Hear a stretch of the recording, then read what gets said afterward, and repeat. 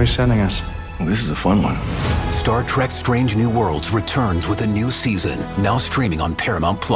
You are facing the finest crew in Starfleet. Boldly go. Any of these missions could be on Ost. One step closer. What we are about to do cannot be taken back. To where it all began.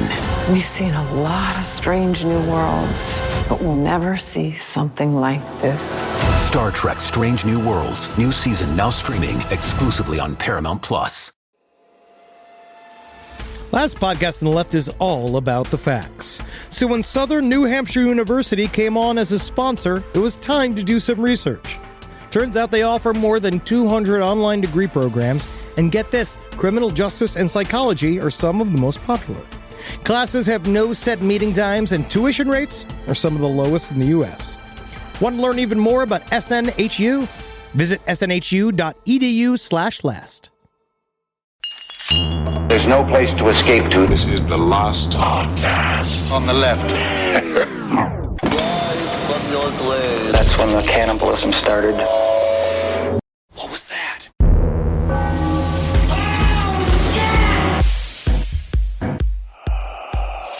Ladies and gentlemen, put your hands together. We're back here. It is the deflating game, and we have our first contestant. Whoa. He is a tall glass of Bud Light, and his favorite thing is yelling at a TV screen at a sports bar. Ladies and gentlemen, put your hands together for contestant number one. Yeah, I like cheese, I like beer, and what's your name? My name's Lori, and I just got a couple of questions for you, big old man. Yeah, go You smell big. Yeah, shoot, Lori. Now, these are real questions from the dating game. Okay.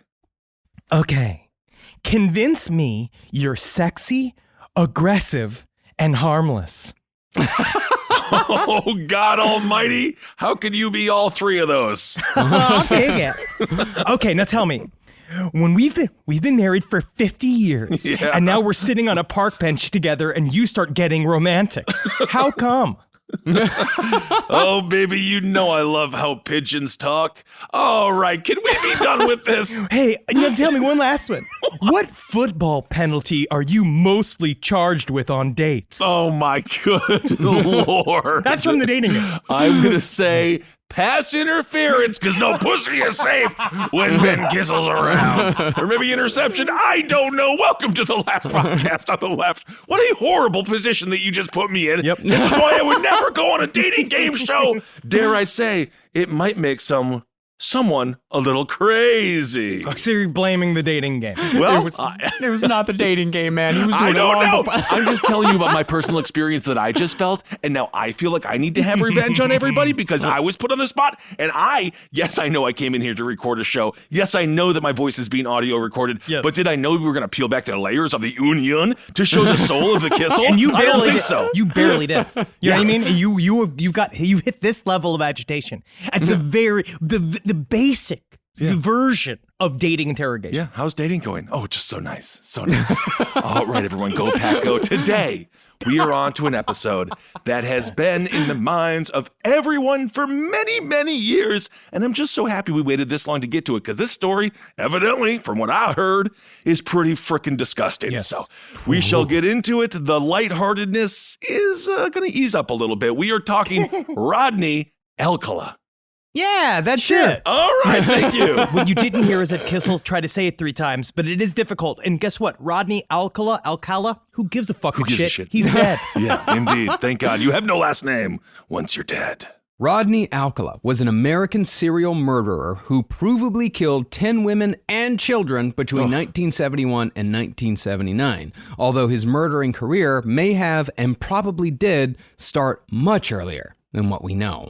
This is one of those subterranean serial killers. Because you know how many times we've talked about in the past about how, in our minds, a lot of times, serial killers are fairly obvious, coming towards you. Right, Like Richard Chase covered in blood. Jeffrey Dahmer, herky-jerky dancing in the club late at night. Like, there are things that I think tell a serial killer, like, kind of transmit the signal of a serial killer. People get the spidey sense that someone might not be necessarily right. Yes, but Rodney Alcala Minded. does not have any of those signals. Okay. Now, although Rodney is most often called the dating game killer owing to his appearance as a contestant on the popular game show in 1978, a more accurate name for Rodney might be the picture killer. See, Alcala was not a berserker like Ted Bundy. He was not a sneak up and shoot killer like David Berkowitz, nor was he stumble around and shoot killer like David Berkowitz. Nor was he a hunt and kill animal like Andre Chikatilo. Instead, Alcala was a wolf in sheep's clothing, using his good looks and charm to lure potential victims, especially the children, with a simple question. Want to see a pretty picture? Again, oh my God, again and dude. again, how many times have we said throughout the years of Last Podcast on the Left, no one is a photographer? No one is. No one is. There's maybe 4. Again, if you just meet somebody who says they are, they're not. No. And the pretty picture is just going to be their cock after a rubber band has been tied around it for 10 hours. You'd be like, look at it. And be like, it's got a purple in it. And be like, thank you for showing me that pretty picture. Does that happen to you? No, but I'm just saying, at no point is the picture actually pretty. They're not showing you an Ann Getty with the baby as a cabbage. I feel like that's more predatory Than a cock that's been swollen for 10 hours. If I met a woman randomly and said, you want to see a fun picture, and I pulled a crumpled Ann Geddes picture out of my fucking basketball shorts. If you do it, okay, I understand. Now, as we'll see, Alcala was just as, if not more scary than a break-and-enter killer like Richard Ramirez. But since Alcala never admitted to any of the murders, and therefore never talked about them, he never quite caught the attention of the media like some of the other famed serial killers did. But that's kind of what makes him scary, right? The lack of showing his ass. Right. Speaking to that point, Alcala honestly seems like the type of guy that's just too scary to talk about. A killer with no real victim type, no age bracket, and no preference on where he commits the murders, in addition to being nomadic and inhumanly brutal. Alcala beat, strangled, raped, molested, and burned. He used his nails, his fists, his hands, and hardware. He ripped, he mangled, he mutilated, and then posed the bodies afterwards in such horrifying ways that they rival the crime scenes of Danny Rolling. And they were made all the more shocking by virtue of being done in public. That was actually the intro of the dating game when they brought him out. Isn't that? It was a little cryptic. It was a little cryptic, I thought, but wow. But he's the type of guy, Marcus and I, this is maybe uncouth, but Marcus and I talked a little bit during our production call about the concept of some serial killers are in it for an explosive reaction that they get from their crimes and they long to be caught. Like Jeffrey Dahmer. Even in his own way, John Wayne Gacy, even though he did his best to hide it, just the idea of keeping all of these bodies inside of your own home, eventually you know for a fact, so even if it's deep compartmentalized deep down, someone's going to figure this shit out one day. At some point, right? But Rodney Alcala is what you'd call a career killer. He is the type of person, very similar to BTK, that would have gone on to continue to kill for as long as possible. And the way you do that is that you don't talk about your crimes. So unlike other serial killers that we've talked about in the past, about how their numbers are probably exaggerated because of they talked shit so much after they've been caught, somebody like Rodney Alcala probably has many more victims than the one he was caught with. Wow, that's so much more scary. See, Rodney's only consistent MO was in how he lured his victims to their doom. Alcala was a photographer of some small talent, and using his camera and his charm, he was able to both isolate his victims and lower their inhibitions by appealing to their vanity, all without using any force. Furthermore, Alcala was also operating at the same time and in the same places as some of the most notorious serial killers of the 70s, completely by coincidence, which ended up muddling investigations on opposite coasts. Or it's all the lead. What do you mean it's all the lead? The lead poisoning. Oh, yeah. That's why it's happening all at once. There were so many serial killers happening at this time period. Yeah. And in the 3 locations, he killed people. So not even 3. He probably had dozens of locations because he was constantly going from New York to L.A. for years. Henry, I've been eating lead for the last 25 years, and I have never even thought about hurting anyone. Honestly, as a matter of fact, mostly I hang out with dogs. It is really, really nice to have you here, Dr. Fauci. I'm trying to figure out another name. Well, what all this amounts to is that Rodney Alcala's true body count is undoubtedly far, far higher than the 10 that were provable. And after we're done with this series, you might join us in thinking that Alcala may have been one of the most prolific and dangerous serial killers in American history. He's certainly no Ann Geddes. No, he is not. Nice hair, though. I do have to give him some credit on that, I suppose. So even when he's got what's his name's hair? He's got the guy from Queen's hair. Freddie Mercury. No, Brian May. He's got the Brian May hair. Yeah, he does have Brian May hair, without a doubt. So even when he got Rodney, even when he got to prison, he didn't start bragging. He didn't start going. That is really rare. Okay, never. Interesting. He was in prison for 50 years and never once even came close to copping to any crime. I'm sure we'll get to it, but was it guilt? No. He's the type of person that these crimes are his secrets and also his prizes. The things, the memories that he has are sacred to him. We don't like making guys out to be super scary on Last Podcast on the Left, like because the whole idea is that mostly these people are ineffectual dorks. They can't fucking do anything. Yep. Rodney Alcala is just one of those, like a Richard Ramirez or a Ted Bundy, who is actually very, very dangerous. It's the type of person that is you can be very easily fooled by because he's tall. He even got by the producers of The Dating Game. But yeah, because he viewed that as private. Okay. His murders were, and what he did was for him. It was what he did, and he does. I think that probably in some way, shape, or form, deep inside, he viewed that if you told everybody the details of his crimes, it would sully the sacredness of the act to himself. Like a macabre mental inganga, perhaps. Yeah, something like that. Yeah, but I think the reason why he didn't talk about the crimes ever is I think on some level there was something in his mind that said, maybe I'll get out. Maybe I'll get away with it. Maybe because that's how much killing was a part of his DNA. Because that's really all that mattered to him. The only thing that mattered to him was killing. That's it. Everything in his life all informed that urge. Yeah, so he's thinking, did he get passed at the cellar? Good joke. But yeah, I think that's why he never talked about it, because he thought that maybe he can get away with it. All right. But before we get into the story, which is going to get very brutal very quickly, let's acknowledge our source. Today, we've got The Dating Game Killer by Stella Sands, which is another well-researched meat and potatoes true crime narrative. Ooh. Now, one of the things that's most baffling about Rodney Alcala is that despite the severity and sheer volume of his crimes, his childhood was bereft of abnormal tragedy or abuse.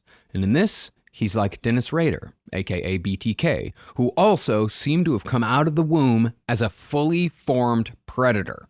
And stealthily so. Because as a little kid, he didn't do any of the telltale shit that said that later on he'd live a life of crime. So he was kind of this picture-perfect little boy, which again, it's some form of, does it lay in wait? Or is it always there? Yeah. Rodney Alcala was born Rodrigo Jacques Alcala Buquois on August 23rd, 1943 in San Antonio, one child amongst four others. Man, we can't get his head out because of the bow tie. My goodness, he changed his last name into something less French? Make this pussy wetter. Oh my goodness, that's a horrible doctor thing to say. As a youngster, he got good grades, he was well-liked, and was never reported to have any significant problems whatsoever. The one trauma of his childhood was when his father abandoned the family when Rodney was 12. But that sort of thing has been happening every single day since the concept of family was established. Men have been trying to not have the concept of family for a long time. And the sort of sustained trauma that usually produces a monster like Alcala commonly starts far earlier in the killer's life. Now, after Rodney's father abandoned the family, never to return, the remaining Alcalas moved to Los Angeles. There, Rodney dated, took piano lessons, lettered in cross country, and joined the yearbook staff, showing no signs that there was a murderous rage bubbling up inside. Yeah, the sign is right there. It's called the yearbook staff. Yeah, dude. Anyone who's on the yearbook staff. Yeah, okay, there's also, again, 11 people in your class. 11 people in your class. And also, like, all of the pictures. You get everyone's pictures. You get all the insight. You're behind the scenes. You see how the sausage is made. Yearbook, the staff, it gets disgusting. They're so mean, and they're exacting, and they're all like, I control the purview of this entire school and the history of this school. They choose what pictures are shown. They choose how to make fun of you. The Goebbels of the school. Why didn't I get a picture of me wrestling in the yearbook? They didn't want to have all the people rise up against the giant amongst them. Kill the beast. Very funny. I wonder if I'll get passed at the cellar. Wow. Such great jokes here. After high school, Rodney joined the Army to become a paratrooper. But ended up serving his time as a clerk, which was something he was quite good at, unlike other serial killers who spent time in the service. Yeah. I actually did a little bit of research into this connection, right? Because we've had many serial killers pop up that have military experience. It's almost like there was a draft or something. Yeah, they were kind of forced to. But also, he joined in the late 50s, early 60s. He wasn't drafted. But yeah, I mean, you got Leonard Lake, you got David Berkowitz, you got Dennis Rader. And I was looking at this, and they all kind of say the same thing, the studies that we're reading, which, I mean, most of it makes sense, which is the idea of disengagement, the concept of you create a killable human in your mind. Like you basically, that's why they have like their targets are just silhouettes of human beings. So you stop thinking of them as people, and that's one thing. But I don't think it explains it all, because how most people come back from war while they are scarred. A lot of times they don't come back wanting to kill more and more people. Well, I mean, I think a sniper probably has less PTSD than someone who has to work in the clerical section. I ask a sniper. I got all the paperwork. Some snipers are very happy. Yeah, I'm very scared to ask a sniper. But the one thing that came up that I thought was interesting is they said the one common thread about people that sign up for the military is they said they score low on agreeable meters. And I was like, what does that mean? Yeah, what does that mean? I don't know what that means. That's what they said. They said that people that join the armed forces are, on the whole, less agreeable. But don't they have to all agree to get their asses kicked for like 10 years in basic and then go get yelled at all the time? I think it takes a highly independent spirit that then gets funneled into something. But it's weird, because how does that create a serial killer? I'm not certain. Okay. No, it doesn't at all. Not even close. Because if you look at the serial killers that we've covered who have military service, the number of serial killers who saw combat is zero. Yeah. Seriously zero. Like there was, I remember there was one, who was the guy that said that he, I can't remember which serial killer that like made up a whole bunch of fucking stories. He might have been in combat, but Leonard Lake. No, but Leonard Lake he wasn't in it. Like most of them worked in like radar or fucking clerical shit. Like Berkowitz never saw combat. Leonard Lake never saw combat. Dennis Rader never saw combat. No. He was stationed in Japan and actually spent most of his fucking time stalking Japanese women, like off base. So there was a different kind of training. I suppose so. It really was. No, that's where Dennis Rader learned it, was stalking women in Japan. The world's fattest ninja. But that's why, that is the only thing that Rodney Alcala has that you can compare to other serial killers as being like, I guess something ticked him off, or something happened, and it happened when he was at the military. It happened when he was in the military, and we don't know when Henry why. says that, what he is referring to is, thank you for your service. Thank you for your service. Yes. One and all, thank you for your service. Rise from your grave. This podcast is brought to you by Squarespace. Squarespace is an all-in-one website platform that helps you stand out online. Yes, that's right. You don't have to smash your face with a hammer. You can just start a business. It's got everything you need on Squarespace, from securing your domain to building a professional site and showcasing your work all in one place. Let's say you want to show everybody how you can carve your ribs out of your lower abdomen so that you look more like a Ken doll. That's amazing. You can bring your vision to life with AI-powered design or curated templates, plus flexible editing tools that helps you create something that truly reflects your style, especially if you are somebody that is trying to corrupt the young men of America. That's what Squarespace is really going to help you. Squarespace makes it easy. It makes it easy for you to put all that together, and you just go to Squarespace and do it all. Thanks, Braden. Head to squarespace.com/left for a free trial. And when you're ready to launch, use offer code LEFT to save 10% off your first purchase of a website or domain. Hey there, everybody. Is your cell phone bill too much money? Are you getting that bill and you're like, hey, what is this? I can't believe for what? For 5G? Are you crazy right now? $100? I don't even barely got any bars when I'm just sitting in my living room, okay? You don't have to deal with that anymore. Are you ready for this? $15 a month. That's right, $15 a month on Mint Mobile. Yeah, baby. Get their wireless plan, because they're just sitting there on the T-Mobile 5G network, and it's just $15.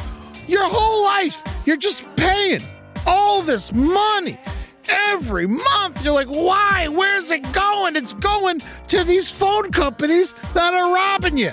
So go to Mint Mobile. Let them help you talk to your mom. So get your new wireless plan for just $15 a month. Go to mintmobile.com/LPOTL. That's mintmobile.com/LPOTL. Cut your wireless bill to $15 a month at mintmobile.com/LPOTL. That's it. There's no catch. Upfront payment of $45 for 3 months, $90 for 6 months, $180 for 12 months. Plan required, $15 per month equivalent. Taxes and fees extra. Initial plan term only. Greater than 50 gigabytes may slow when the network is busy. Includes up to 20 gigabytes hotspot. Capable device required. Availability, speed, and coverage varies. See mintmobile.com. It's summertime, baby. And you know what that means. You're going to go to Quince and you're going to get yourself some new clothes. Something happened to me by accident recently. I had a nice little Quince mistake. It was Father's Day, and we wanted to get Julie's dad something nice, so naturally we went to Quince. We looked around, and we were like, oh, look at this 100% organic cotton mesh stitch button-up sweater polo. I think Bob's really going to like this. So we get it, and we buy it, and then you know what happened? A little fudge, a little mistake. Accidentally sent it to our house instead of Bob's house. Julie's like, oh, I'll just get a refund from Quince and we'll mail Bob another one. I was like, oh, okay, that sounds nice. But, maybe I should just see it first. She pulls it out. I was like, whoa, look at that. It's like a button-down polo with nice little holes in it. It's breathable. It's not bad. I think I'm going to wear this to Jazz Fest this weekend. Wore it to Jazz Fest. Got 3 comments. One was by a lady. Not bad, Quince. So get your hiney over to quince.com and treat yourself good and feel good. Look good this summer. Make your summer wardrobe easier. Go to quince.com/last for free shipping on your order and 365-day returns. Now available in Canada too. It gets hot up there. That's QUINCE.com/last for free shipping and 365-day returns. Quince.com/last. Look like a prince in your Quince, you jerks. Well, things started breaking down in 1962 when Rodney was informed that his father had died at the age of 55. Even worse, Rodney discovered that the elder Alcala had remarried and started a new family since leaving his first brood. That should show, though, man. If daddy be fucking, then baby can be fucking. If daddy fucking at 55, this is a deleted scene from Boss Baby that I don't know about. I'm the baby, right? That means when I'm a big baby, when I'm 55, I can still be fucking. Sure, he died at 55, but yes. Well, about a year later, Alcala arrived at his mother's home unexpected, having gone AWOL from the army. This was especially surprising because Rodney had been stationed at Fort Bragg in North Carolina, and that meant that he'd hitchhiked all the way to Los Angeles. And this is actually kind of creepy because he just shows up, just being like, hey, Mom, what's up? And they don't know why he came home. He had no reason. And apparently in the army, what he was just kind of doing where he was just not doing stuff. Yeah. Like he kind of went through this period of time where they'd go I guess at Reveille when you're supposed to go and like meet up with all the other boys and sit around. Everyone gets measured for heights and everybody compares shoes. Sure. What happens, right? He was supposed to go and he just kind of sit and they'd be like, private, let's go. And he'd just look at him, just be like, Is today the day I go? Or is today the day I sit? Because I think I need some cot time. He needs a little cot time. Very Kenan Thompson from SNL. He's just there. He's just there. And he's making a paycheck, and that's why we love him. Well, Rodney eventually turned himself in for going AWOL, but he was hospitalized instead of jailed. Well, according to his superiors, as Henry said, Rodney had suffered a nervous breakdown in the weeks leading up to his desertion. And upon the routine examination following this mental breakdown, Army psychiatrists discovered some disturbing and surprising things. He eats steak with a spoon. Yuck. Must be a really nice steak. Even though Rodney has shown no signs of being anything but stable, as far as we know, he was discharged from the Army after being diagnosed with antisocial personality disorder, chronic and severe. Do you think he just sat in a chair upside down, did like Robin Williams did when he auditioned for Mork and Mindy? Oh, is that what he did? Yeah, they were like, oh, why would we need to cast anybody else? There's an alien right here. Wow. Nowadays, you get kicked out for that. Yes, indeed. They'd hate that. Mm-hmm. But do you think that, I don't know what happened in that interview, because it's really fucked up, right? Because no one talks about him having antisocial disorder or any fucking blip on the screen. Yeah. Well, let me get into it a little bit. I mean, antisocial personality disorder is basically the serial killer's disease. Sure. But, and, it's like not all people who have APD are serial killers, but all serial killers have APD to some extent. Isn't that a big old, like, umbrella term, too, for, like, it's pretty nasty. umbrella. Yeah, like, it's one of the, you're mean. He's a mean guy. And so they kind of just give you APD. Yeah, well, I mean, it's characterized by a long-term pattern of disregard for the rights of others, with a weak or non-existent conscience, coupled with a... What do you mean, baronet? That's fucking awful. Rock and roll, that's terrible. Let's burn it down. I don't know if that deserves a guitar. I got an antisocial personality disorder. God. You can see I hold my jacket together with pins. I think you are greatly not understanding what we're talking about in a medical sense. So This is not someone in an room. antisocial sweater or sweatshirt. You know what I'm talking about.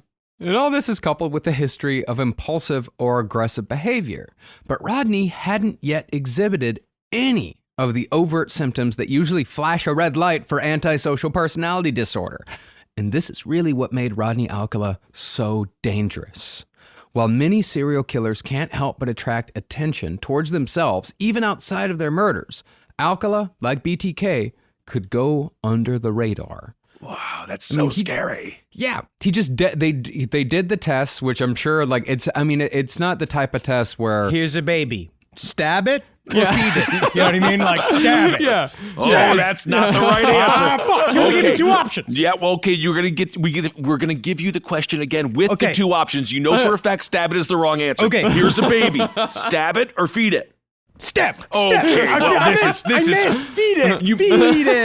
Okay. You feed it. Here, suck on my tits. No, suck on my tits, wrong baby. answer. Somehow the right answer, but yet the wrong answer. Really, the only reason why Alcala ever got caught is that he focused on the victims that garner the most attention in America. Pretty white women and little white girls. Oh my God. I didn't know all the kids stuff. Yeah. I really didn't. Man. You're walking Dude, chest first into it, my friend. Great, yeah, dude. great. It begins and ends with it. Oh, Relatively soon after he was discharged from the Army, he would attempt his first murder of the latter. Can I also, how about one other question before we get into Gold Star territory?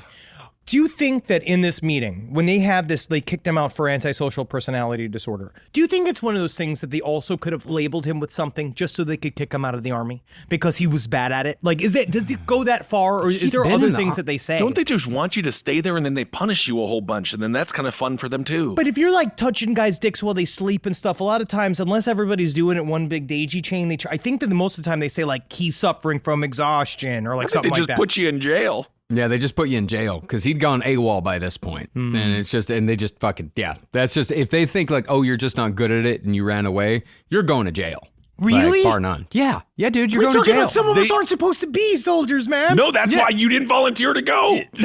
Also, you may have not been recruited. I think that's possible. I'm here to choreograph the summer play. Oh my goodness. All right. And just last point before we really get into the deep dive, do you think he didn't talk about his crimes because Ted Bundy didn't talk about killing the girl? Do you think it was because it was child related? And if he fucking mentioned he killed children, off with his head in prison. No, because we'll get into that. We'll get into that immediately, why that doesn't hold up. Okay.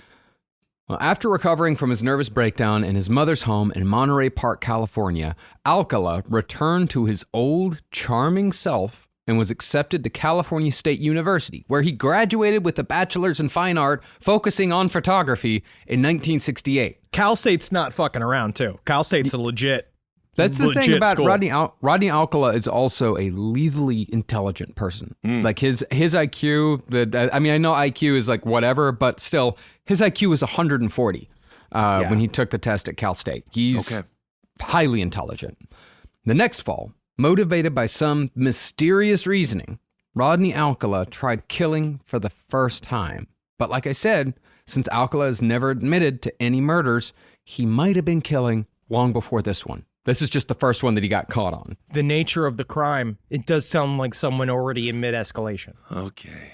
On a nice day in September, Rodney Alcala was driving... Here. Gold star warning. Oh, gold star.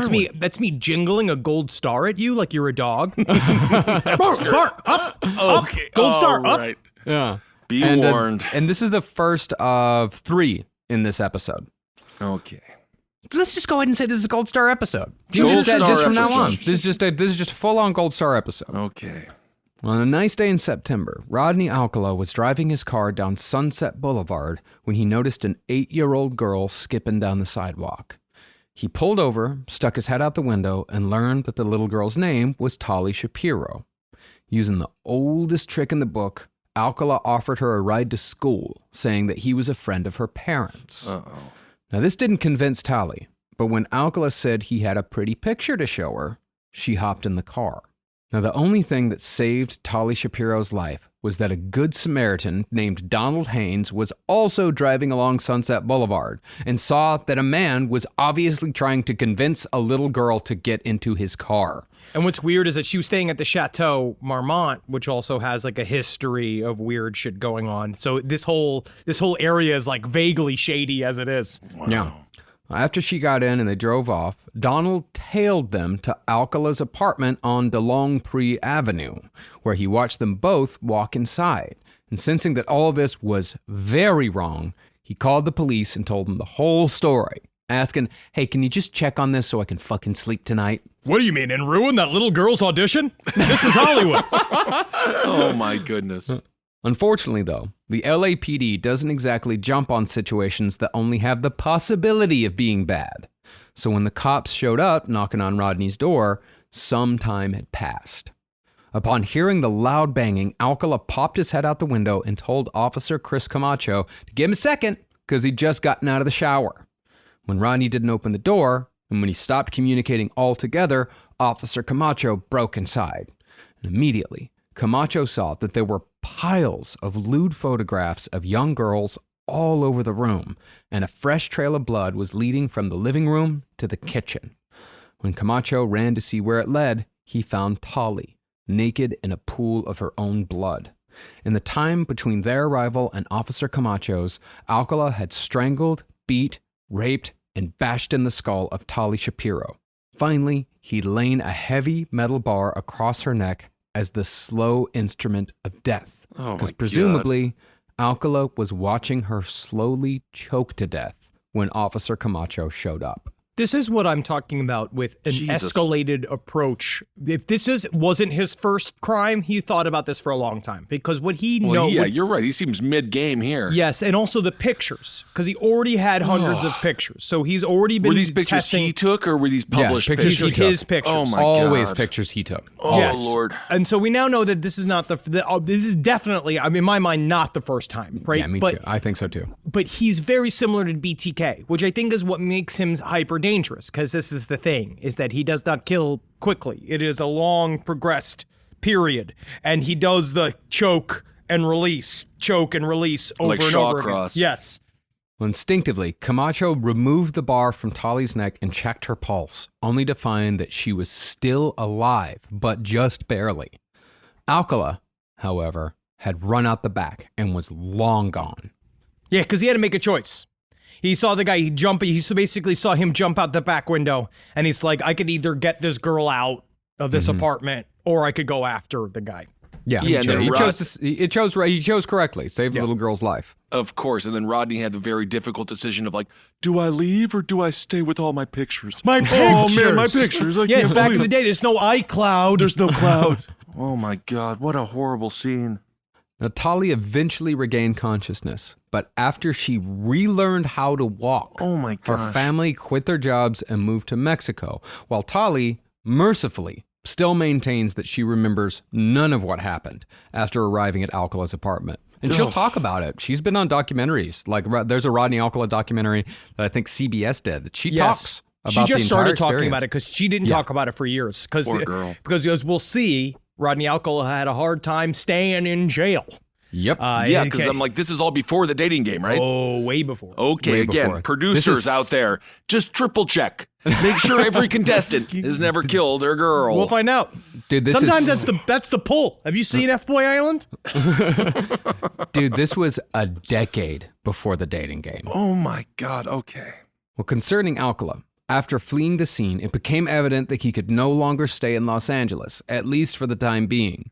So, as was possible in 1968, he moved across the country to New York City, where he applied and was accepted to NYU under the false name of John Berger. Man, I couldn't even get a pass to go visit NYU. Also, for being a supposed high intellectual, John Berger. Oh, I yeah, mean, Johnny Berger. Hey, My Johnny Berger. name is John Burger.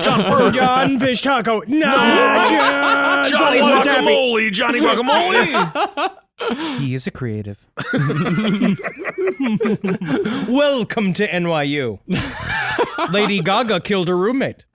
All right, stop Stole with her your whole fucking act. Between that and the Tom Cruise fish fucking, I think you have a lot of opinions up there, She Mr. killed her roommate. Zabrowski. She definitely is. Okay. She's a dangerous woman. All right. Incredible artist. Great.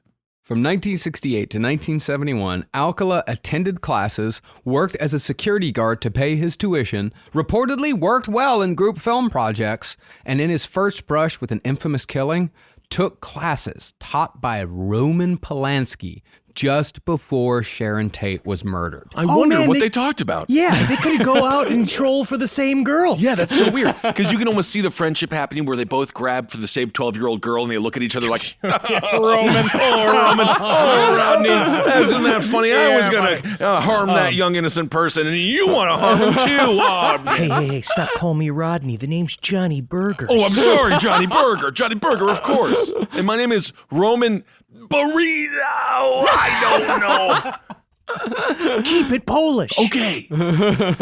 Roman pierogi sounds like he Yeah, produces four. it does. Welcome to Roman pierogi. Bend over at the waist, please. All right.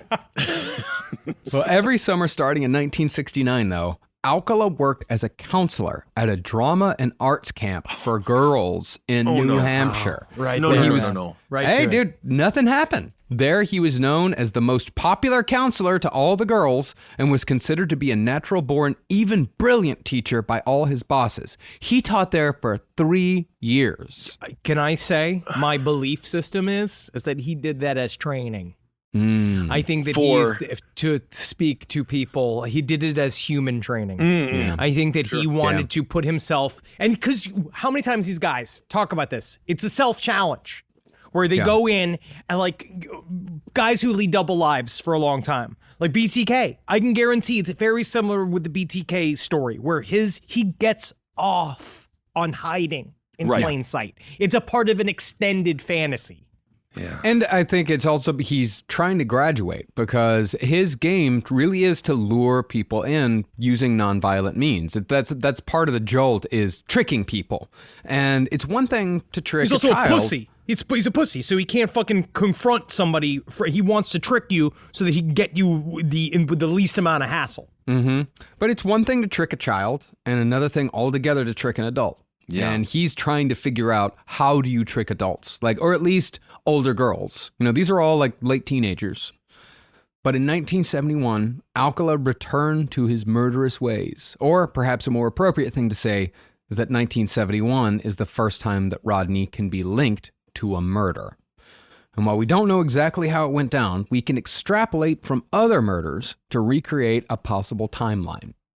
See, Rodney Alcala, going as John Berger, was known during his time in New York City as a guy who approached women on the street and offered to photograph them, sometimes then and there, and sometimes at a second, more private location. Never go to a second location. Don't you go to a second location. We talk about privilege a lot in this country, and rightfully so. Talking in many about tall ways. privilege. That's I'm what this is talking about. handsome privilege, because if any of us go up, hey, take a picture of you. No, but like the fact that I take a picture for you from my scrapbook. $5. Give him $5. Give him $5, or I'll make him take a picture of you. $5. It's a good picture. Yeah. But the fact, it's a good picture. the fact he looked like someone who could take a picture of you and make the fact that was like a plausible thing for someone to be like, yeah, sure, you seem like the kind of guy I would like to have a picture taken from.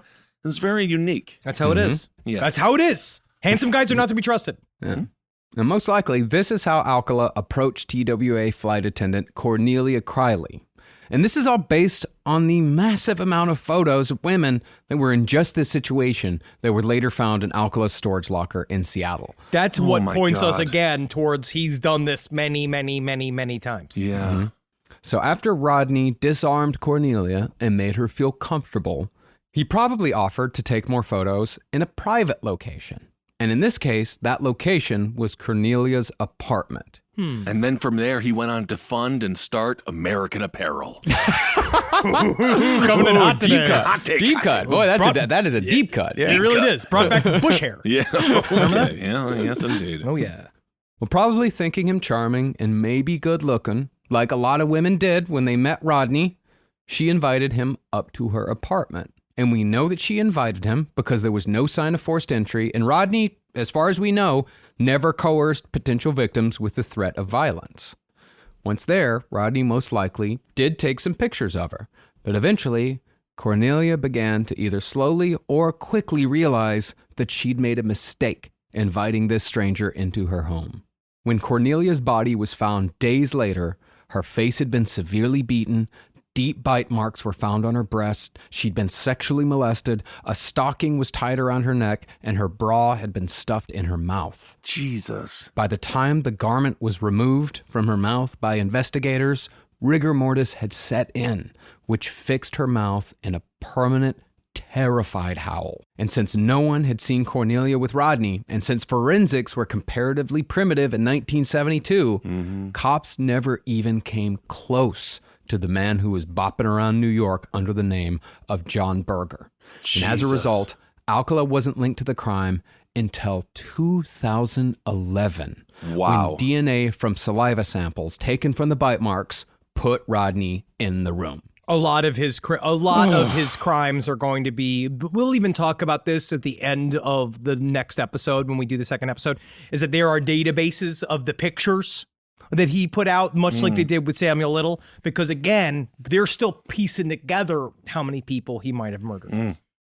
Now, detectives in Los Angeles had not forgotten the attempted murder of Tali Shapiro, and they'd spent 3 years trying to track down Rodney Alcala. Finally, they convinced the FBI to add their suspect to the top 10 most wanted list. Wow. Luckily for the cops, 2 girls attending the summer camp where Rodney was celebrating his 3rd year saw the wanted poster in a post office and immediately recognized the man they knew as Mr. Berger as fugitive child rapist and attempted murderer Rodney Alcala. They're like the first ever true crime fans in the wild, like the first web sleuths, because it was apparently the 2 girls went and they were like, let's go. They wanted to scare each other with the top 10 wanted list. So they're just like, let's go look at the papers and see all the criminals. Let's go look. Oh my God, red wine. Oh my God, it's amazing. And they go in there and be like, I'm going to love carbs and murderers. And then they looked at these fucking, all of the lists and they're like, that's Mr. Burgers. Dude, that is if it wasn't so disgusting, it's kind of the beginning of the new Goonies or a Steven Spielberg film. Like, it's so, as a kid, don't you always think, because of Goosebumps, R.L. Stein, you always think your teacher is a zombie or something. But then you find out they're a child rapist? That was a rough I mean, that's Goosebumps. where you get your friends together. That's where you get your friends together. This is a summer camp version of The Burbs. Yeah. Sure. But very real. Yeah. But The Burbs was lighter almost. There was some levity to it. Yeah, there was some levity. Yeah. I like that Tom Hanks. Tom Hanks wasn't in this. Well, these girls called the cops, and within a short period of time, Alcala was arrested, and his fingerprints were matched to the crime scene in his apartment back in Los Angeles. But when it came time for the trial, Tali Shapiro's family, somewhat understandably, refused to return to Los Angeles to testify. This is one of those constant things that pop up with kids that are the victims of these types of crimes, because the parents were like, they didn't want her to relive her trauma. There has to be another way. Well, that's the thing.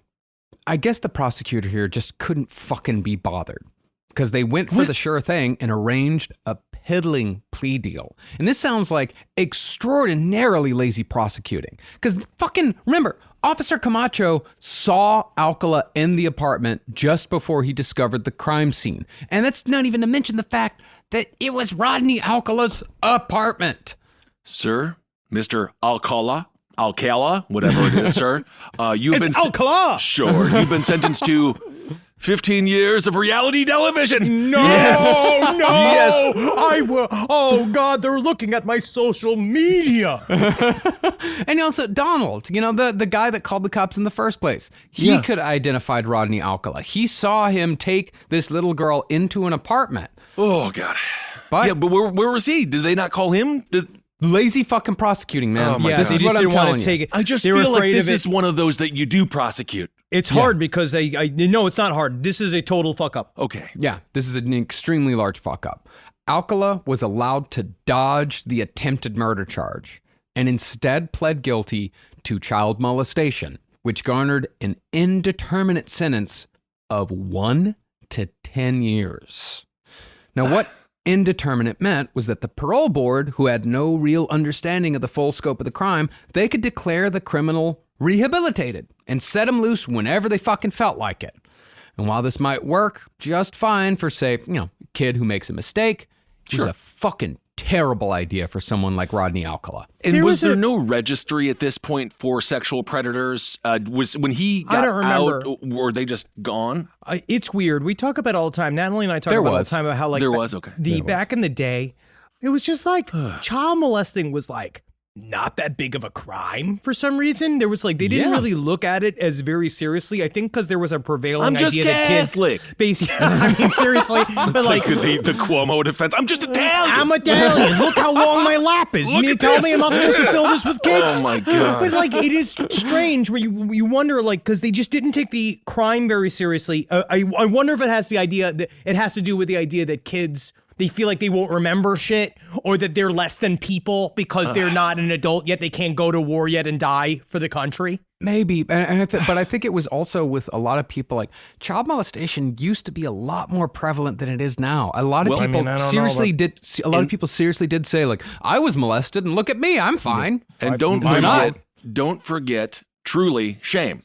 Oh, yes. It was the same thing with people who were raped. The victimhood that comes after the victimhood, they just keep it under the rug. That's probably why Tally's parents didn't go. Oh, yeah, because you keep bringing it up because she said it's a family shame. It's an embarrassment. It was totally ass backwards. She specifically said they acted like it didn't happen. Well, she got home and then they acted like it didn't happen, and then they just tried to move forward with their life. That's probably not going to help you move forward. I got to deal with it. By August of 1974, just a little over 2 years past sentencing, a prison psychiatrist declared that Rodney Alcala was, quote, considerably improved. Yeah, but it started with him raping and almost murdering a girl, so considerably improved still is not really good. Listen, I haven't bought candy in a year. Yeah? And you know what candy does. I know. Which is considerably improved from the days when you used to order Chinese food and they'd send you 4 sets of utensils. And now I'm down to 3. It's still not good, you see. Do you think they assume the 4th member of the family just died of diabetes? No, I think that they assume that it's just one person that are trying to be nice. Rise from your grave. You know, I rip around in the bed. You might actually not be surprised by this, but I'm a restless sleeper. I roll back and forth like an alligator with a wounded deer. But something's changed in my house, and it's thanks to Boll and Branch. You know, people keep their bedding way longer than they should. It's because people are afraid of change. Not me. I burn my sheets once a week, but I don't need to, because Boll and Branch's signature organic cotton sheets, pillows, blankets, and comforters are all designed to be breathable, incredibly soft. They get better over time. Start with the signature sheets. You're going to buy 2 sets so you can rotate them. Come on, you're going to want to. The moment you get into bed, you'll notice the difference. I know I did. I just got fresh from the bath. I was fully lotioned. And sliding into those sheets kind of felt like, to be honest, I felt like the luckiest pasta filling in the whole world. All right, they're really good. You will like them. You will feel like a brand new laid chicken.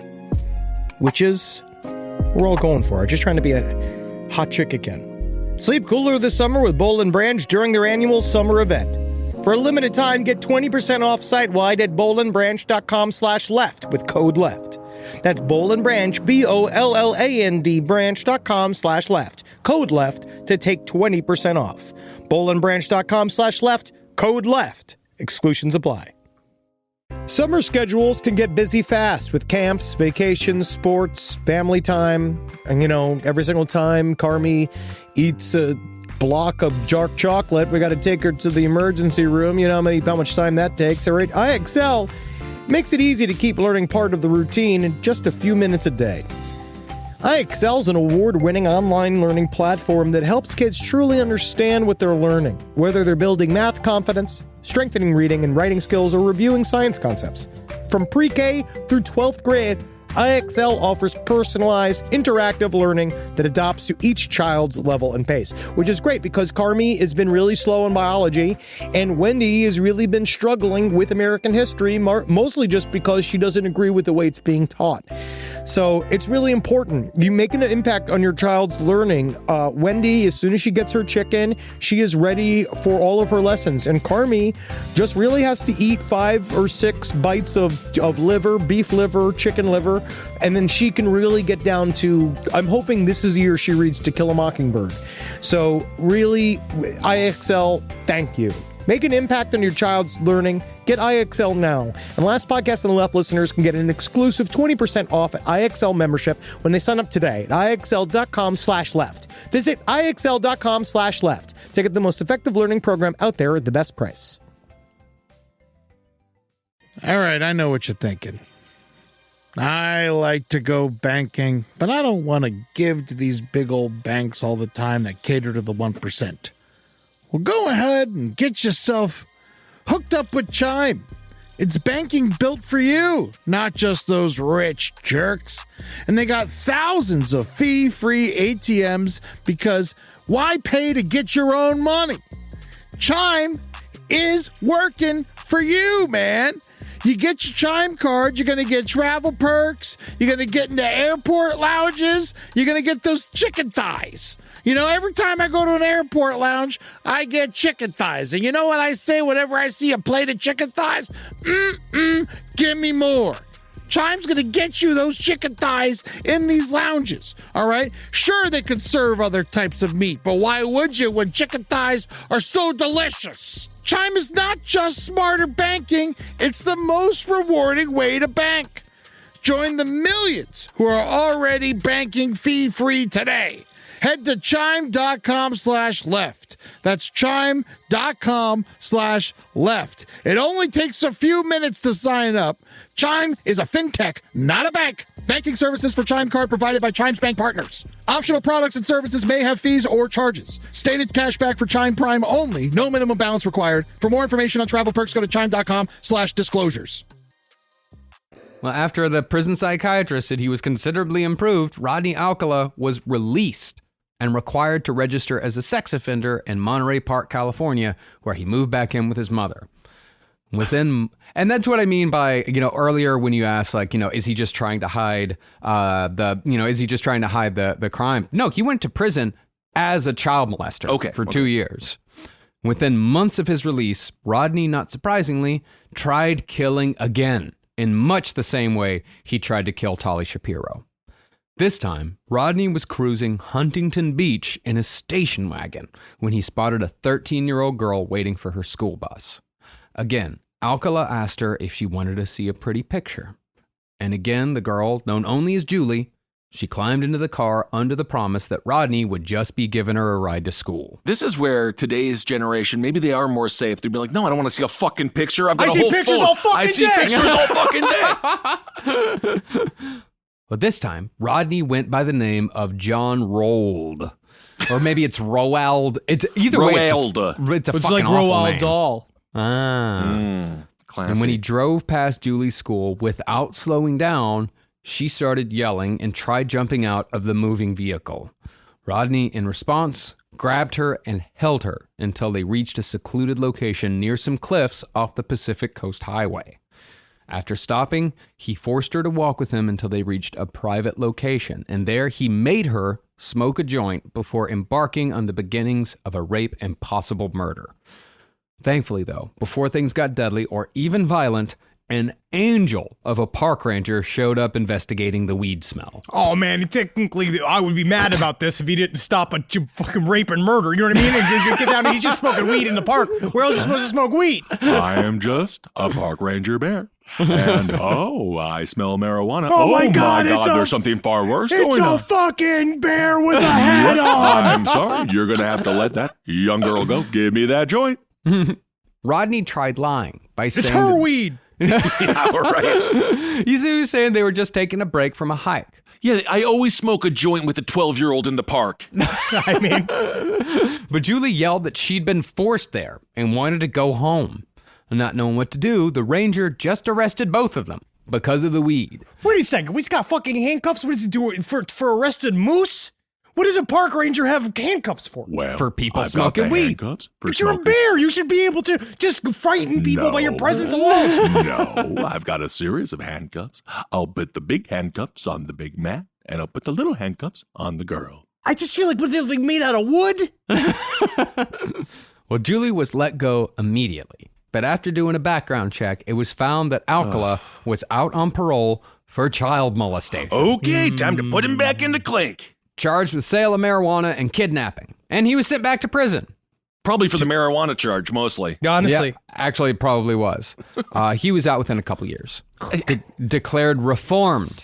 He's and was set reformed loose. again. Again. Wow, Even though he kidnapped a young girl 3 months after being let out of prison. No, this time though. Your Honor, I'm going to say, number one, honestly, you're right. Number two, I will never smoke weed again. That is not the problem. You're right.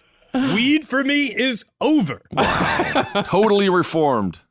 Now, to give you an idea just how charming Rodney Alcala could be, he convinced his parole officer to give him permission to roam the country freely, despite the fact that Rodney had tried killing one little girl and had kidnapped another months after being released. Listen, I talked to Rodney. He's got it out of his system. All right? He's done with it. Oh, my God. Listen to me. Listen, you know for a fact. Look at me. You look at me. You look, if you could see a little fuel gauge on me that had child molesting juice in it, you'd see it's at empty. It's at empty. Great. Why don't you roam free? Once the okay was given, Alcala went to San Francisco, where he met Pamela Lamson at Fisherman's Wharf. All we know is that they left together and Pamela's mutilated body was found on a Marin County hiking trail soon after. Oh, my God. After that murder, Rodney left California with the blessing of his parole officer and returned to New York City in July of 1977, just a month before David Berkowitz was arrested for the Son of Sam murders. Son of Sam's in full swing right now. Wow. On July 13th, the day of the historic 1977 blackout, Alcala approached a socialite named Ellen Hoover, who just happened to be the goddaughter of Dean Martin and Sammy Davis Jr. This woman was fucking connected. Wow. Well, from what friends later said, Ellen Hoover found this photographer, going by the name of John Berger again, to be charming and flirty. And after he pressured her into a lunch date, she accepted. Ellen Hoover disappeared completely on the day of the date, and no one would know what happened to her for almost a year. Now, the only reason why we know that this is one of Rodney's was because Ellen had the name John Berger written in her appointment book on the day she disappeared. Interestingly, though, it was thought at the time that Ellen might have been another Son of Sam victim because she had long, dark hair, and they still didn't really know anything about the actual killer himself. No. But while the NYPD had the serial killer part right, the investigation wouldn't zero in on Alcala for a very long time. Damn. But even while the cops tried to track down the mysterious Mr. Berger, Alcala had already left New York City to escape the heat of a high-profile victim, and he was on his way back across the country to Los Angeles when he claimed another victim. You get out of my town. Okay, young Geigel, you Big don't Geigel. even come back here. All right, yeah, you go back to Los Angeles with your short shorts. This is New York City, baby, and it's not it's a single change in season, and I could barely move. It's the and the trade allergies that are pollen. going through my body right now. Yeah. It's like Stalingrad or something. I That's a am very suffering. appropriate thing to say, yeah. They could have just caught Berkowitz by laying a bunch of hamburgers out and directing them towards the police precinct and be like, Oh, so innocent hamburgers. Oh, yeah, look at you. Oh, it's a treasure for me. Oh, they say one man's burgers is another man's burgers. okay. Oh, I've been called by the police. I can mistake. Oh, man, we got another one. 28-year-old Christine Thornton was 6 months pregnant and had just left her boyfriend when she crossed Rodney's path in Wyoming. A picture of Christine looking happy and comfortable was found in Rodney's storage locker years later, and Rodney most likely killed her moments after the picture was taken. It's also interesting that his storage locker was in Seattle, which is the other serial killer capital of the world. I actually just saw this. I didn't know that actually more serial killers came out of Seattle than any other city in the 1970s. Wow. From Thornton's dead body, he took earrings. Earrings would become Rodney's favorite trophy to take from victims. And when that fucking storage locker was discovered after his arrest, investigators found a bag containing a disturbing number of them. Wow. Once back in Los Angeles, though, Rodney walked into the offices of the Los Angeles Times and brazenly applied for a typesetter position under his real name, which by this time was attached to 2 serious crimes against children. Yeah, exactly what we're looking for. We've been looking for a pedophile all week. LA Times.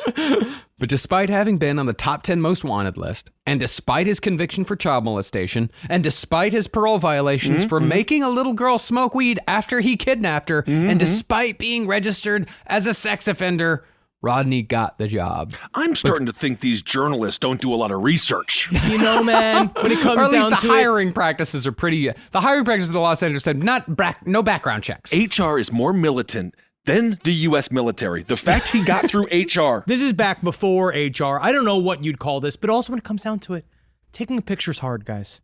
And finding somebody, it's not. it's so hard. And it's so hard to find somebody that can take a picture where everybody stays in a picture. It wasn't 1760 where you got one shot at it. I don't know. Well, he I don't know. wasn't. He wasn't hired as a photographer. He was hired as a typesetter. I mean, he was a little bit gruntier. Yeah, that's than, where you like, put the staff pedophiles. photographer. If you're going to put them somewhere, that's where you put them. The janitors, you know what I mean? That's where you Well, put I think them. they like to pepper them through. A little bit in the executive branch, a little bit through the... Well, my Alcala God. was known around the office mostly as a charming, hardworking individual who casually shared stories about running into famous people in Greenwich Village, and he was able to do so in a way that made him appear cool instead of desperate. Ooh. Very good at name dropping. Yeah, so this one time I was taking a piss in a bush, and you wouldn't believe it. I was pissing on a very fancy shoe. Wouldn't you believe it was the incredible Richard Burton? Wow. From Richard. Yes, Wow. Richard Burton was Richard there, and I was Burton. peeing on him, and he couldn't have been more gracious. Wow, what another great story from the weird guy in the basement. But there was another side to Rodney Alcala at the Los Angeles Times. This wasn't even something that was going on outside of work. This was in the office. This behavior was written off insanely as, oh, he's just an avant-garde person. Oh, God. Rodney would show off his portfolio of photographs to coworkers, and that portfolio was full of pictures of naked little girls. Again, just imagine he looked like Milton from Office Space. And he is reported immediately. See my collection of my frozen angels. I can't believe it. So everyone was just looking at these pictures like, that's a very artistic picture of pedophilia there. Thank you, Rodney. This is fun. Well, I mean, it's a thing. Rodney Alcala was a good photographer. If you look at his pictures, Yeah, but there's it matters talent. what you're taking pictures of, doesn't it? This is an incredible picture of this naked girl's body. Well, that's first of all. Second of all, he's telling his coworkers, I took these pictures at the request of the kids' parents. And for some reason, everybody's just too worried about looking unhip to say, dude, this is fucked up. So we were going to do our family portrait at JCPenney's, but I really wanted to see Wendy naked, right? That's my 9-year-old daughter. And I was like, why can't I find the right? And I told them at JCPenney. We're trying to do something nude here. They wouldn't do it, so we had to go to Alcala Photography. I thought this was JCPenney. And we were going to do it nice. Oh, my God. I got my balls out. No dick. No dick. Why Wow. is this such a fucking problem? You're going to want to go to Sears for that. Well, he did it in such a way where it like looks arty. Like they're not like dark they're not dark. Yeah, they're not Polaroids like in a room with a single light bulb hanging above Yeah, you it. give them like a beach ball, and then you just like honestly, you give them like you put I don't even know what you do. You can put fucking hat on a piece of shit, and you can like, look at this very nice picture of a cowboy, and be like, no, that's still a piece of shit. And then these kids, that's obviously pedophilia. Do you remember the difference between Red Shoe Diaries and Hot Springs Hotel? It's that. It's one diaphanous red sheet. Well, Red Shoe had a mystery attached to it there. Yeah, there was more plot. Yeah, of course. And Shannon tweet. Thank you, Shannon. Well, upon further reflection, those same people who just awkwardly smiled and nodded at these pictures, they later acknowledged that they were looking at homemade child pornography, not only in full public view, but in the workplace. Another victim of cancel culture.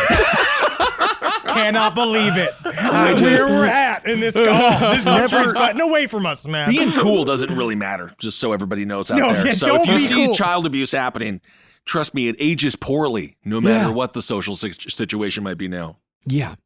Well, it's around this time, though, that Rodney Alcala escalated from simple murder to fully posing the bodies of the victims he'd killed. But unlike Danny Rowling, who posed as victims in their own homes to shock the cops when they discovered the bodies, Rodney posed the victims in public to shock and traumatize anyone who happened upon the gruesome scenes. Like the Times Square, like in the middle of a town center? No, mostly hiking trails. He made it so you'd find it. It was Another definitely reason not to hike. Thank you. This show has really helped me not exercise. It really is. That's not the only place. There are like we'll get to another one later, but yeah, I mean places where it's going to be found and where it's going to be found soon. In early November 1977, Alcala lured and killed 17-year-old Jill Barkham, who just moved to Los Angeles from Oneida, New York, to follow her dreams like so many others who met a gruesome end in the City of Angels. Damn. Yeah, man. It's headshots, man. It's just so sad. Again, all we have is how the body was found and what the coroner's report said. But from those sources, we know that Jill Barkham went through a terrible torture before she was posed near a service road off Mulholland Drive. And this, by the way, this is definite gold star. I'm thinking they should just rename Mulholland Drive. It seems like the term is cursed. That's what's fun about it, though. Oh, God.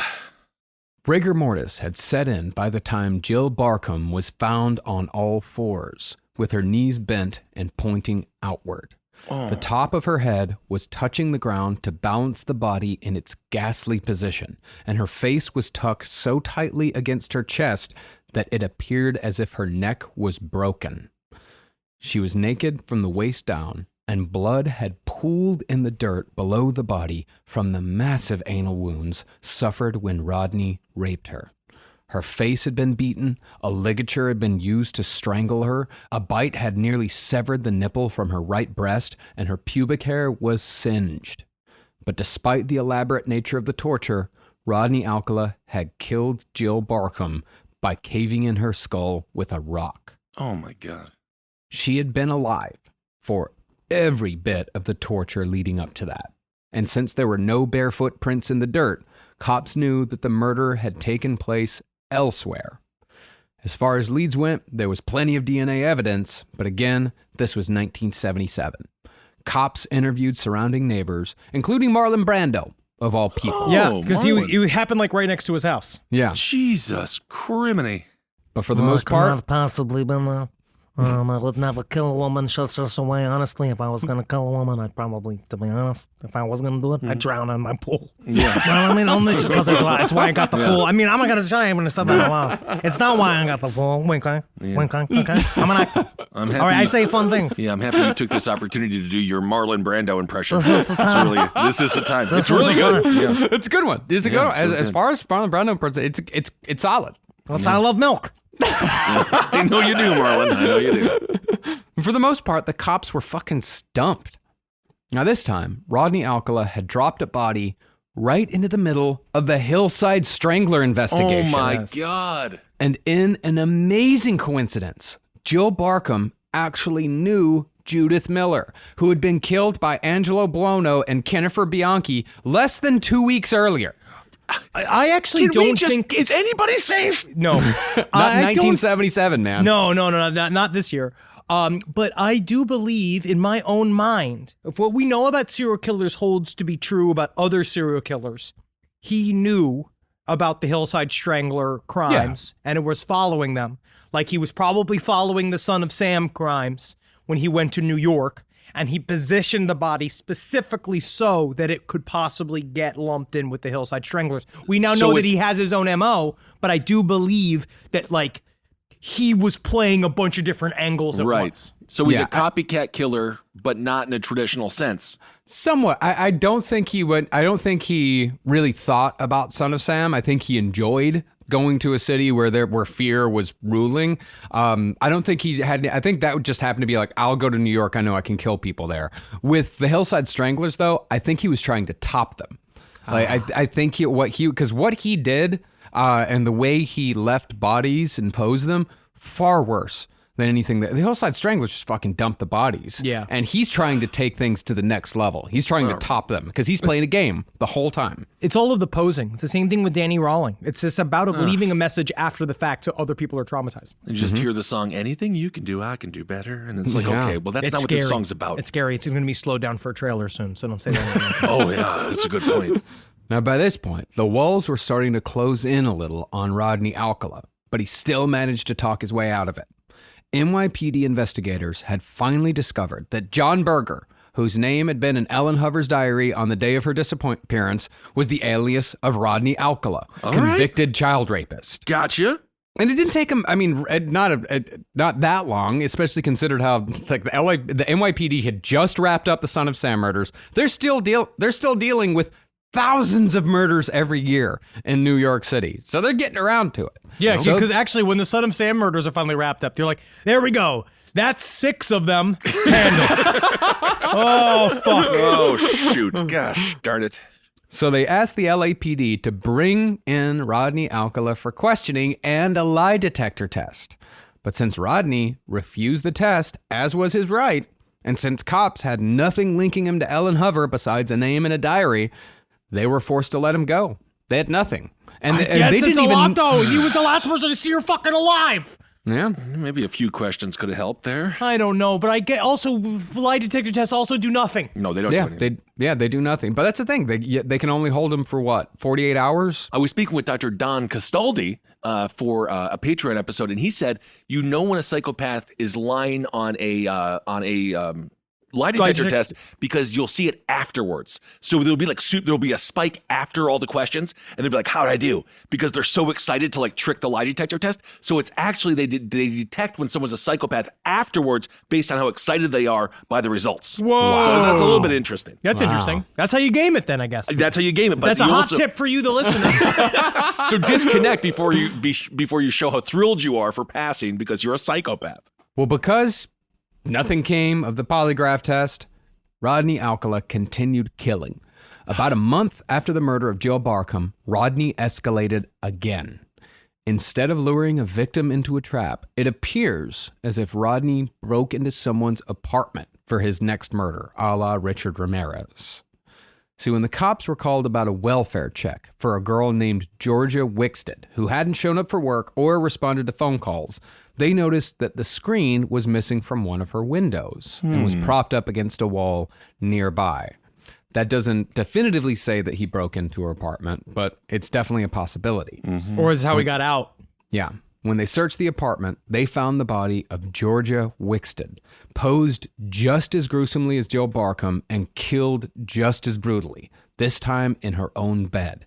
Blood was everywhere, soaked into the mattress, splattered on the walls, and smeared on the toilet by the perpetrator while he was in the process of cleaning himself. Oh my God. It reminds me a little bit, and what do you guys think, like Killdozer fantastic documentary. The guy who created the machine was like, they haven't stopped me. If they really wanted to stop me, they'd see what I was doing and they'd stop me. Do you think at some point he's getting away with all of this shit where he's like, I guess this is allowed? I do believe that there is a sense of invincibility that you get when you've been picked up by the cops several times. And they then just don't released. stop him. I mean, I think it's more that they think it's instead of like this is allowed, it's more this is nature. They see themselves as tigers or bears or something like that, and everyone else the red dragon thing. Yeah, the red dragon thing. They see everyone else as lowly sheep. So to him, this is like, oh, this is the natural order of things. Well, somewhere between 2:15 a.m. and sunrise, Rodney had broken in, subdued Georgia Wixted, and strangled her with a knotted pair of pantyhose before ripping her flesh with one side of a claw hammer, then beating her to death with the other. Rodney left behind more DNA and a palm print, but again, these clues were useless without the technology to match the former and an identifying print to link the latter. But I don't even understand how he should have had the identifying print. He's been arrested 3 times. Don't they have the fingerprints? They don't have any database to check it against. And like, if you just have a bunch of, if you just have a bunch of fucking cards, like, you know, and he probably didn't have a palm print. He just had his fingerprints. We need to split the difference between hellacious sci-fi Tom Cruise films and this. Oh yeah, isn't that sweet spot? I think that's called 1999. Yeah, we're close. We are like technically we're closer than ever, which is what Marcus and I talked about. It probably really does lead to the reason why there's less serial killers going on and more mass shooters. But you know, it is rough. Yeah, absolutely. Yeah, but you know, don't worry. Apple's going to fix everything. They're going to check our phones. Don't worry. They're going to look into all our pictures and make sure that we don't have a single bit of thought crime going on in there. Don't worry about it. Now, Rodney was questioned by police a few months after this murder, but not in connection to any of the murders he committed. Instead, Rodney received a visit from the Hillside Stranglers Task Force. Oh, it's a lot of cops going on at once. Yeah. They took him off the suspects list after the interview because he had an alibi for every single night of every single Hillside Strangler murder. But they did arrest him for pot possession. Oh my God. All right. And how long did he got? And that's where he got 30 years. And that's the end of our episode. And thank God for the war on drugs. Very quickly released on parole. Very quickly released, which is insane considering how many people are still in fucking prison for pot possession. And again, this guy looks like it's like hypocritical. It seems to me like they use it for other means. It seems like they use it to get other agendas across. I don't know. Maybe I'm crazy. If he looked different, he would have been arrested a long time ago. 3 months later, Rodney killed a woman named Zafar Shah, then grotesquely posed her naked, bloodied body in the laundry room of an apartment complex in El Segundo. I'd be so pissed, man, because sometimes, especially back in the day when I had to go to the laundry room that was in the building. It's a scary spot to begin with. By the time I'm there, I've already got, I got no clothes left. No. Yeah. You know what I mean? Now it's a crime scene. Oh my God. I'll never get to work again. Yeah, you'll never do laundry again, and that's the least of our worries here. He'd posed her on her back with her legs spread open towards the door, so the lewd display would be the first thing seen upon walking into the room. Her arms were bent back, blood was splattered on a piece of wood nearby, and Rodney had bizarrely tied a sandal to a shoelace and strung it around the victim's neck. It's like childlike playing. Yeah. Now, at about the same time that Zafar Shah's body was discovered by some unlucky tenant, Ellen Hover's bones were found in a shallow grave just north of New York City near Tarrytown on the Rockefeller estate, which is now a park where I walk my dog with my wife. That's what I like to hear. Amazing. Things do get better. I had a great time in Tarrytown. Brooke and I, we saw Roger McGuinn. Yeah, that's nice. Also, me and Ragnar and Holden once did mushrooms in that park. We had a great time. Oldest cemetery, or one of the oldest ones in America. That's where the Rockefellers are buried. It's all about making new memories. Isn't that nice? Anyway. Well, once the discovery of the body was made public, a young woman came forward and said that she'd had an extensive photography session with a guy named Rodney Alcala near the exact location where Hover's remains were found. And despite all this, despite the fact that he'd now killed over half a dozen women, at least, and had tried killing a little girl, and was now coming close to being a suspect in a murder in New York City, less than 2 months after killing Zafar Shah, Rodney Alcala appeared as a contestant on a nationally televised game show called The Dating Game. Oh my God. And that's where we'll pick back up for the conclusion to our series on Rodney Alcala. Yeah, dog, we got some stuff on fucking the dating game next week. I'm excited to delve a little bit into the complicated world of Chuck Barris and what his insanity. That's a whole side quest on this thing. It is. And then we will get into how Rodney Alcala is finally stopped for his crimes, but he's going to do a lot more before he gets there. And how we took a sociopathy into the courtroom when he defended himself. Oh, right. Very And the Bundy-esque. man who defends himself in court, he has a fool for a client. Indeed, he does. And a dumb shit lawyer as well, which is he. All right. Wow. I had no idea how frickin' we've heard the story. And I'm like, oh, he's a killer. But holy shit, that man is fucking disgusting. Yeah. It is wow. interesting to see the ones that are quote unquote not heavy hitters, like not the classic, quote unquote classic, serial killer classic, if you're going to use that in the Coca-Cola font. Sure. Like that type of shit. It's because a lot of times the reason why they aren't the quote unquote heavy hitters that we talk about all the time is because they were weirdly more successful at being a murderer.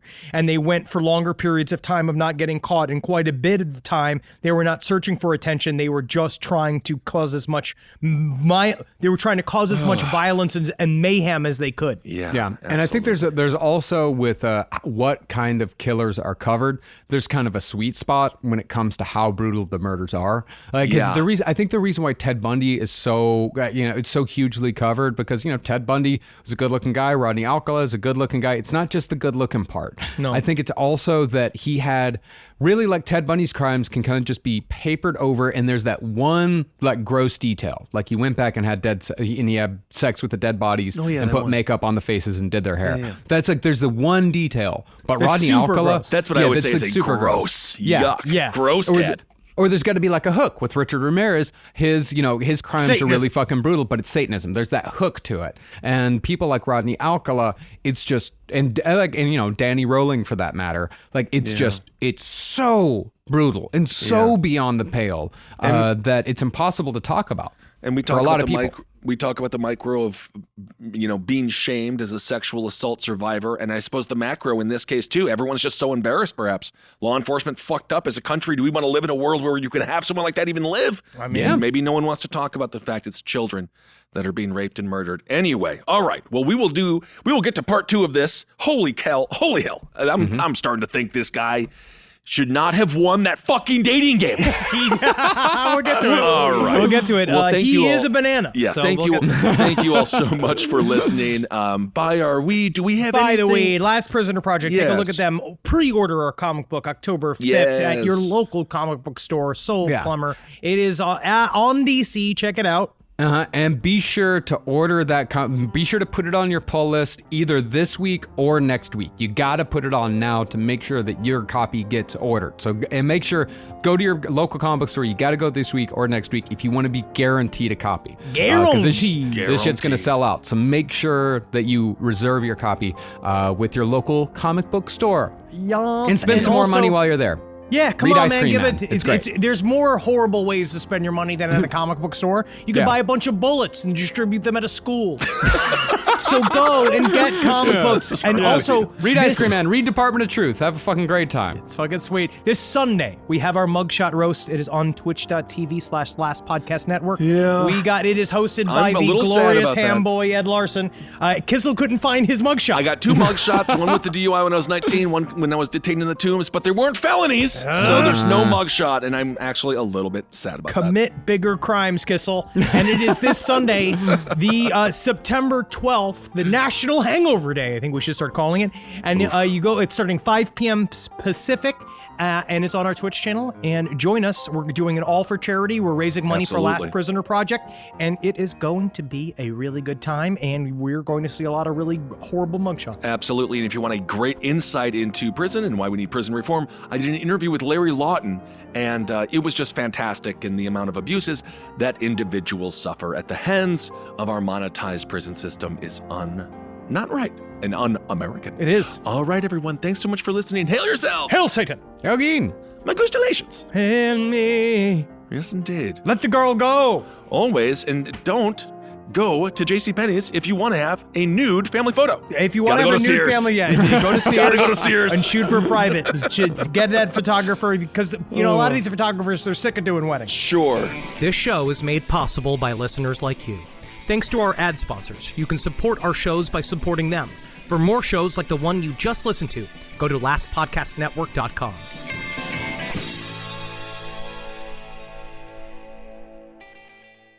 Back to school season. You've got the new backpack, the folders, the 17 highlighter colors, but there's one essential that never makes the shopping list.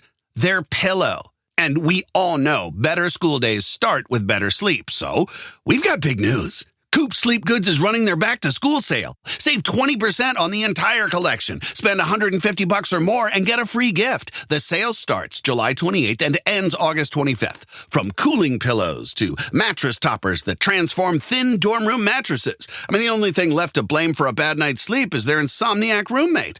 Coop's pillows are adjustable, built to fit how your kid sleeps, whether that's a twin XL dorm bed or their room at home. Spend $150 or more and get a free Ultra-Tech pillow protector. Head to coopsleepgoods.com/comedy. That's COOP sleepgoods.com/comedy. 20% off plus a free pillow protector with $150 or more. Traditional home security only alerts you after a break-in, and that's too late. Simply Safe is changing that. Stop. This is Simply Safe. Police are on the way. We don't just alert, we stop crime before it starts. Simply Safe, plans starting around $1 a day. Save 50% on your new system with professional monitoring at simplysafe.com/SXM or with promo code SXM. Outdoor deterrence requires a Simply Safe Active Guard outdoor protection plan starting at $49.99 a month. Visit simplysafe.com/licenses for alarm license information. Tennessee 2012.